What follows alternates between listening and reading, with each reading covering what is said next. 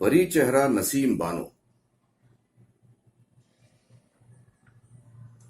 میرا فلم دیکھنے کا شوق امرتسر ہی میں ختم ہو چکا تھا۔ اس قدر فلم دیکھے تھے کہ اب ان میں میرے لیے کوئی کشش ہی نہ رہی تھی۔ یہی وجہ ہے کہ جب میں ہفتہ وار مصور کو ایڈٹ کرنے کے سلسلے میں ممبئی پہنچا تو مہینوں کسی سنیما کا رخ نہ کیا۔ پرچہ فلمی تھا اور ہر فلم کا پاس مل سکتا تھا، مگر طبیعت ادھر راغب بھی نہ تھی۔ بامبے ٹاکیز کی فلم اچھوت کنیا ان دنوں ایک سنیما میں ہفتوں سے چل رہا تھا۔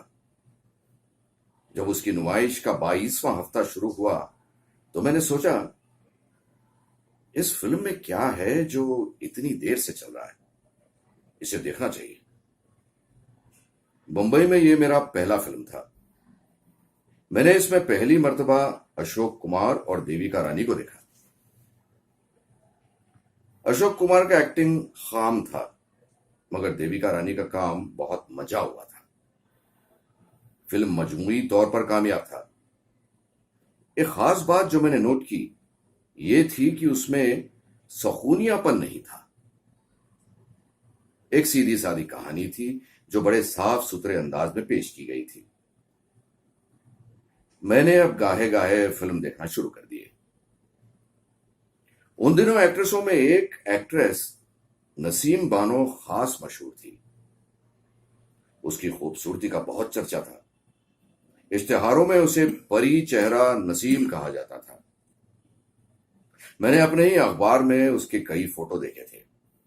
خوش شکل تھی، جوان تھی، خاص طور پر آنکھیں بڑی پرکشش تھیں، اور جب آنکھیں پرکشش ہوں تو سارا چہرہ پرکشش بن جاتا ہے۔ نسیم کے غالباً 2 فلم تیار ہو چکے تھے جو سہراب مودی نے بنائے تھے اور عوام میں کافی مقبول ہوئے تھے۔ یہ فلم میں نہ دیکھ سکا۔ معلوم نہیں کیوں عرصہ گزر گیا۔ اب منروا مووی ٹون کی طرف سے اس کے شاندار تاریخی فلم پکار کی اشتہار بازی بڑی زوروں پر ہو رہی تھی۔ پری چہرہ نسیم اس میں نور جہاں کے روپ میں پیش کی جا رہی تھی اور سہراب مودی خود اس میں ایک بڑا اہم کردار ادا کر رہے تھے۔ فلم کی تیاری میں کافی وقت صرف ہوا۔ اس دوران میں اخباروں اور رسالوں میں جو سٹل شائع ہوئے بڑے شاندار تھے۔ نسیم نور جہاں کے لباس فاخر میں بڑی پروخار دکھائی دیتی تھی۔ پکار کی نمائش عظما پر مدعو تھا۔ جہانگیر کے عدل و انصاف کا ایک من گڑنت قصہ جو بڑے جذباتی اور تھیٹری انداز میں پیش کیا گیا تھا۔ فلم میں 2 باتوں پر بہت زور تھا، مکالموں پر اور ملبوسات پر۔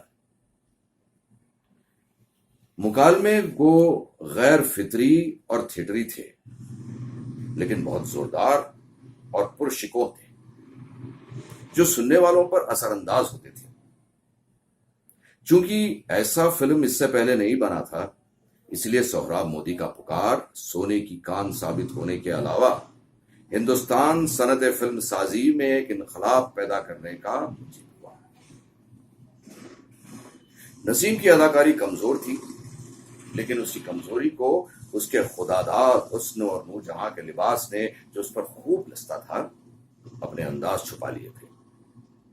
مجھے یاد نہیں رہا، پر خیال ہے کہ پکار کے بعد نسیم غالباً 2-3 فلموں میں پیش ہوئی، مگر یہ فلم کامیاب کے لحاظ سے پکار کا مقابلہ نہ کر سکے۔ اس دوران میں نسیم کے متعلق طرح طرح کی افواہیں پھیل رہی تھیں۔ فلمی دنیا میں اسکینڈل عام ہوتے ہیں۔ ابھی یہ سننے میں آتا تھا کہ سہراب مودی نسیم بانو سے شادی کرنے والا ہے۔ کبھی اخباروں میں یہ خبر شائع ہوتی تھی کہ نظام حیدرآباد کے صاحبزادے معظم جاں صاحب نسیم بانو پر ڈورے ڈال رہے ہیں اور عنقریب اسے لے اڑیں گے۔ یہ خبر درست تھی، کیونکہ شہزادے کا قیام ان دنوں اکثر ممبئی میں ہوتا تھا اور وہ کئی بار نسیم کے مکان واقع میرین ڈرائیو پر دیکھے گئے تھے۔ شہزادے نے لاکھوں روپے خرچ کیے، بعد میں جن کا حساب دینے کے سلسلے میں انہیں بڑی الجھنوں کا سامنا کرنا پڑا۔ لیکن یہ بات کی بات تھی. آپ روپے کے زور سے نسیم کی والدہ شمشاد اور چھمیا کو رضامند کرنے میں کامیاب ہو گئے. چنانچہ پری چہرہ نسیم کا التفات خرید کر آپ اسے اپنی والدہ سمیت حیدرآباد لے گئے. تھوڑے ہی عرصے کے بعد جہاں دیدہ چھمیا نے یہ محسوس کیا کہ حیدرآباد ایک قید خانہ ہے جس میں اس کی بچی کا دم گھٹ رہا ہے. آرام و آسائش کے تمام سامان موجود تھے مگر فضا میں گھٹن سی تھی. پھر کیا پتا تھا کہ شہزادے کی لاؤبالی طبیعت میں ایکاکی انقلاب آ جاتا اور نسیم بانو ادھر کی رہتی نہ ادھر کی. چنانچہ چھمیا نے حکمت عملی سے کام لیا. حیدرآباد سے نکلنا بہت مشکل تھا مگر وہ اپنی بچی نسیم کے ساتھ واپس ممبئی آنے میں کامیاب ہو گئی. اس کی مدد پر کافی شور مچا. بڑی پوسٹر بازی ہوئی. 2 پارٹیاں بن گئی تھیں. ایک شہزادہ معظم شاہ کو کاسا لیسوں میں، دوسری نسیم بانو کے ہمدردوں کی. بہت دیر تک کیچڑ اچھالی گئی. اس کے بعد یہ معاملہ خاموش ہو گیا.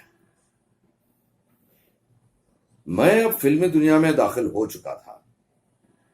کچھ دیر منشی کی حیثیت سے امپیریل فلم کمپنی میں کام کیا.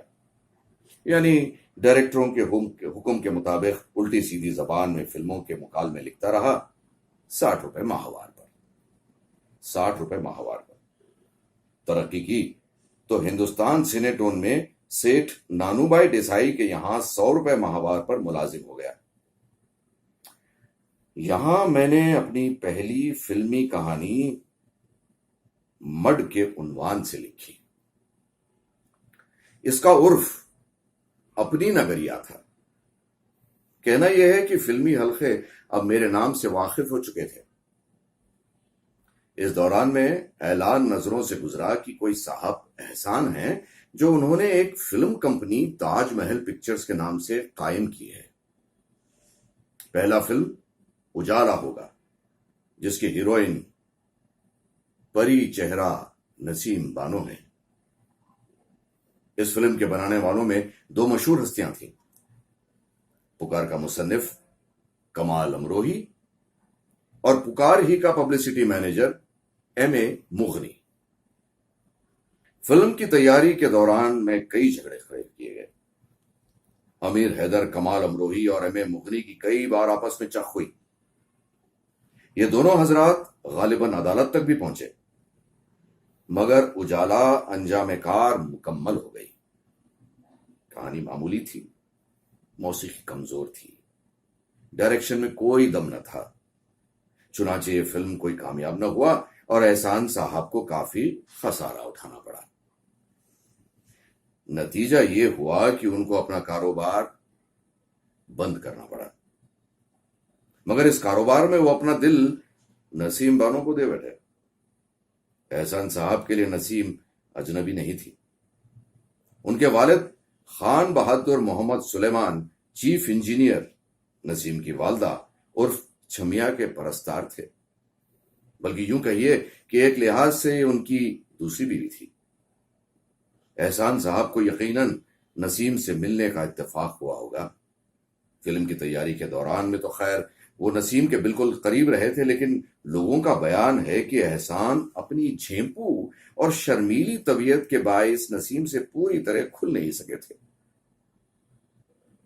سیٹ پر آتے تو خاموش ایک کونے میں بیٹھے رہتے.